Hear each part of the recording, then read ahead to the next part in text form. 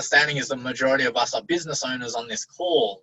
And how we see it is the same investment we would put into an old family restaurant.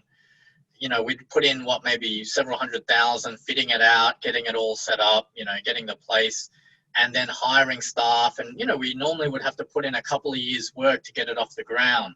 Well, it's about that same amount of work, but instead on the other side of it, serving 100 customers, 200 customers a day, we now can serve literally millions of people every day when we put that into a software technology style business.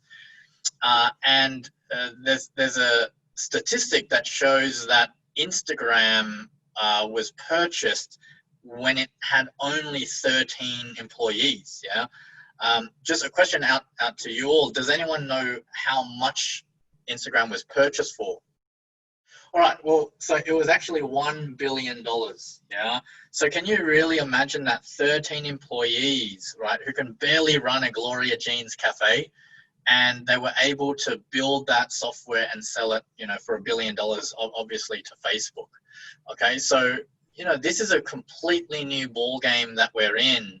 And I don't think that many of us take the time to step back and look how fast, things have changed in such a short period of time. Now, we want to point to some of the initial roadblocks you might experience that prevent you from starting, right? Because as I said, it's typically this first step that is the most difficult.